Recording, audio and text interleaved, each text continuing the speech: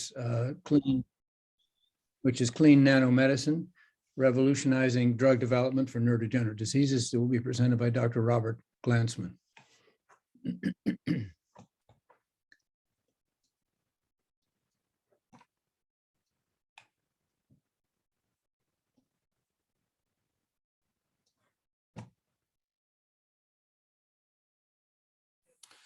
Can everyone see my screen? Yes. Wonderful. So I'm cognizant of time, so I'll try to be brief. I'd like to thank the organizers for allowing us to present at this really, really informative and really unique symposium. It's really an honor to be here. We are a public company, and I'm going to be making some forward-looking statements, so just to let you know. One of the aspects of neurodegenerative disease that's really, I think, unique and maybe not fully appreciated by a lot of people. Robert, sorry to interrupt you. You may want to go into presentation mode. Oh, I'm not in presentation mode? I don't think so. Okay, I thought I was.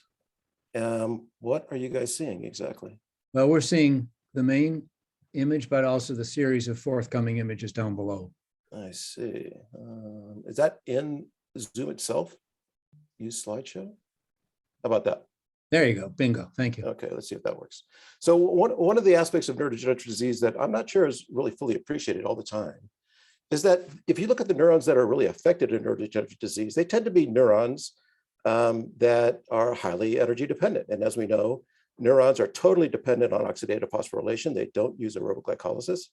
And so even though there are different genetic risks and different environmental stressors that cause neurodegenerative disease, one of the common factors is age. In fact, in Parkinson's disease, if you live to be 130, your risk is 100%. So age is a profound risk factor for all neurodegenerative disease. All neurodegenerative diseases really involve neurons that are highly energy dependent. And so this brings up the idea that lack of ATP production, lack of energy production itself is a major pathophysiological mechanism in neurodegenerative disease. And if you had something that could actually impact ATP production, especially, or energy production, especially in the setting of oxidative stress or in the setting of stress, and especially using oxidative phosphorylation, that could be a really important therapeutic target. So that's the basis for the mechanism of action of clean nanomedicine. Why is this not progressing? Let's see if I can make it move. How's that? Okay, so the breakthrough of Clene is to actually bring inorganic catalysis into organic systems and into the biological realm and into a therapeutic target. So Clene has been able to synthesize, or actually induce atoms of gold to self-organize into preferred crystalline shapes in highly purified water. So what we have are self-organized crystals of nanoscale, 10 to 16 nanometers in size, which remain stable in aqueous suspension without the addition of any excipients or anything else on the surface of these crystals.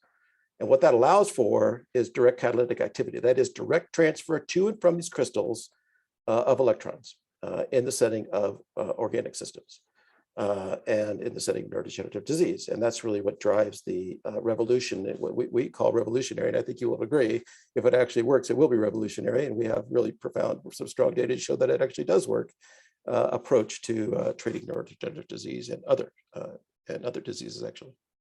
So it's a once-a-day oral solution. You actually, suspension, sorry.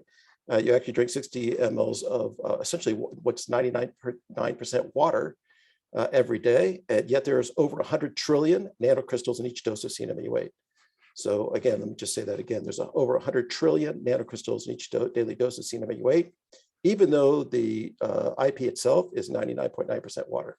So it's a rather unique therapeutic formulation. So what does CNM-Au8 do? So we have multiple preclinical models. We've looked at pretty much every neurodegenerative model available. We've looked at the two most prominent models of demyelination in multiple sclerosis. And in all of these models, what we show is especially increased NAD. And we know that NAD in the redox pair of NAD to NADH, which drives oxidative phosphorylation, NAD is actually the sensor molecule. That is the molecule that actually tells the mitochondrium that you can actually start this process. And we've shown increased ATP formation, especially in the setting of stress. And we also show direct decrease in reactive oxygen species. So these nanocrystals can both receive electrons, in that case, directly oxidize NADH and NAD, and they can donate electrons. They can directly reduce reactive oxygen species. And we've shown it again in multiple preclinical models, in models of ALS and models of Parkinson's disease, that we reduce misfolded proteins and increase protein homeostasis. And a lot of that's driven through the heat shock one protein pathway. But most importantly, what we really do, and this drives all of the therapeutic benefits of CNM-Au8, is to drive energy production in the setting of stress in cells. So this is just showing the physiochemical oxidation of NADH and NAD. If you just put NADH in solution and you add CNM-Au8, you have a rapid oxidation to NAD from NADH. So that's nice, but what about in biological systems? So this is just one of the multiple preclinical models that we've done. This is looking at glutamate excitotoxicity in rat motor neurons, primary motor neurons, and as you can see, with additional doses of CNM-Au8, you get a dose-dependent preservation of motor neuron survival, but more importantly, the neuron network. And this is a common theme in all of our preclinical models, that we not only promote neuronal survival, but we promote neuronal function, including acetylcholinesterase and the neuron network. And again, you see reductions in cytoplasmic TDP43 inclusions. And again, this is a common theme in all of our preclinical models, that we see reduction in misfolded proteins. So we increase protein homeostasis. And this is really just driven through increased ATP production in the setting of stress. This is an important preclinical model that was done at Johns Hopkins in Nicholas Maragakis' lab. And as you can see, he co-cultures iPSC-derived human motor neurons with astrocytes, which are cultured from SOD1 ALS patients. And as you can see, with increasing doses of CNM-Au8, you have profound motor neuron survival. You have choline acetyltransferase function, and you have really profound neuron networks based on 2-1 staining. So, and again, you have riluzole as your positive control here. So this is a really profound effect. We also have done more recent studies using C9orf7 iPSC-derived neurons from C9orf7 patients. And if you stress these neurons by putting them in culture and then simply not changing the media, which causes stress, you see really profound neuroprotection with CNM-Au8 compared to vehicle. So these are, and we also have animal data, which I won't show you, in SOD1 mouse model showing a 20% improvement in lifespan with CNM-Au8. So that's just some of the preclinical data that supports the use of CNM-Au8 in ALS. But what I'd like to show you now, highlight now, is our phase 2 data. This is a phase 2b study in patients with early ALS. These are patients with early sporadic ALS. This is performed in Australia. This was funded by a generous grant from the Fight Motor Neuron Disease Association in Australia. It was performed at 2 sites in Sydney, Australia. Both sites are expert in the performance of Munich's motor unit index, which is a form of motor unit estimation, which is a way of using electrophysiology to estimate the number of functioning motor neurons to muscles. So this is a double-blind placebo-controlled trial of 1 dose of CNM-Au8, 30 milligrams daily versus placebo in patients with early sporadic ALS. So the mean time from onset of symptoms was 16 months. So these patients are very early on. The mean time from diagnosis was 4 months. So these are early onset patients. We took both patients with bulbar onset and patients with limb onset, and that turns out to be an important point as we look at the primary endpoint. So the primary endpoint was change in Munich's 4 score from baseline to week 36. So the Munich's 4 is the Munich's values for the APB, the ADM, the biceps brachii, and the anterior tibialis. So we used those 4 muscles, and we looked at the total score, change in total score from baseline to week 36, and that was the primary endpoint, looking at placebo and active. Now, we also looked, of course, at all of the other usual suspects. We looked at pulmonary function using forced vital capacity. We looked at ALS-FRSR. We looked at quality of life. And we also looked at hard measures of disease progression and survival, including the risk of reaching King's clinical stage 4. We also looked at survival based on an NCALS prediction model. And I'll show you these data. We looked at the CAFS, the combined assessment of function and survival as well. So let's go to the next slide. So again, Munich's is simply an electrophysiology measure of estimating the number of functioning motor neurons to muscles. Important to point out that the muscles that we are testing are muscles that are driven by the cervicothoracic spinal cord and not driven by the brainstem. So if you look at the primary endpoint of the study, you may have heard this because we announced it. It was a negative study, although we have directional benefit with CNM-Au8. in the entire population. We did not see a statistically significant benefit. The study was aggressively powered. So the study was powered for a 40% reduction in a Munich 4 score on placebo from baseline to week 36, with a 50% relative improvement with CNM-Au8. So this is a very aggressively powered study. As you can see on the right, this is the reason why the study was negative. If you look at the 30%, 25 to 30% of bulbar onset patients in this study, they did not progress at all over 36 weeks. So they had no progression in their Munich 4 score over 36 weeks. Now, we did not know this. Munich 4 had never been used as a primary endpoint in a phase 2 study before. Nobody had ever studied this as an endpoint, especially in early bulbar ALS patients, bulbar onset patients with ALS. And so nobody knew this. And so we found this out with this study. So if you're going to use Munich as a biomarker, which is a very good biomarker actually to use in a phase 2 study, if you're going to take early ALS patients, you should not use bulbar onset patients are not appropriate for the study.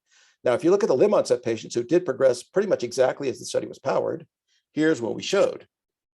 So if you look at the limb onset patients that actually did progress as the study was powered, we had a 45% relative reduction in motor neuron loss over 36 weeks. I don't think anybody's ever shown this, frankly. So we were very, very gratified to see these data. But not only do we have, electrophysiology measures of neuronal protection in this study, what we really show are important clinical benefits. So if you look at the risk of 6-point loss and then the ALS-FRSR, which, as Jinsey Andrews has published, is a really important marker of disease progression and death, you have a profound protection of CNM-Au8 versus placebo.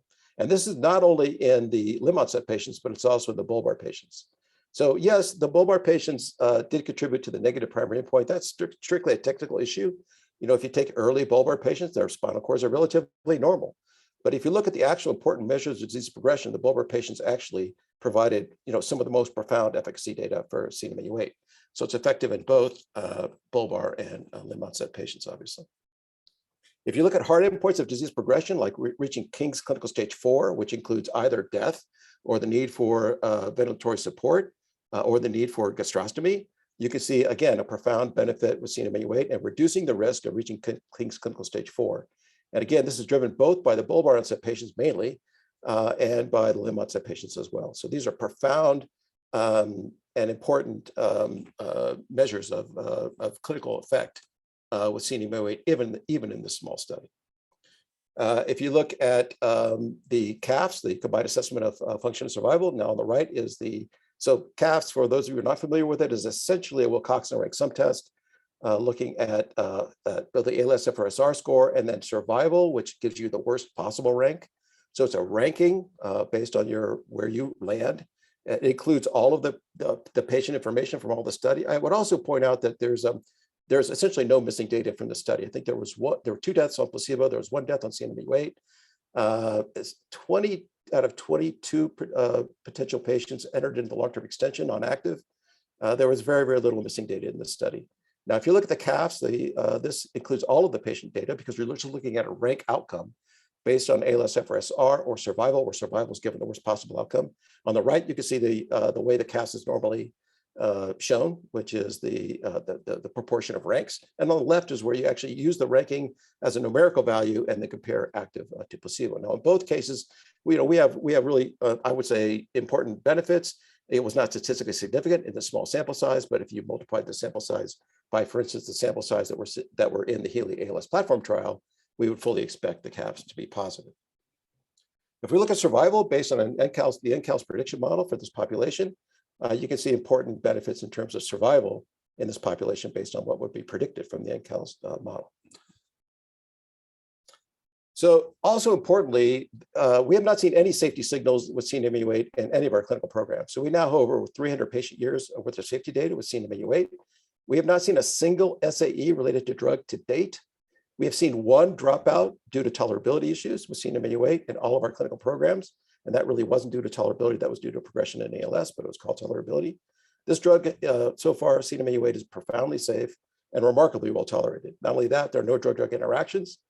And CNM-Au8 is extremely easy to take. You're drinking a 60 ml dose of water every single day and can be given with anything. So there are no drug-drug interactions with CNM-Au8. So in terms of benefit risk, I don't think any reasonable person can look at these data and not say that we have at least shown proof of concept. Clearly, I'm not unbiased, but I think any reasonable person that looks at these data has shown that we have at least shown proof of concept with CNMU8. If you look at the safety profile of CNMU8, we would argue that the benefit risk of CNMU8 is actually already established. So with that, we'd like to thank you for your attention and happy to answer any questions.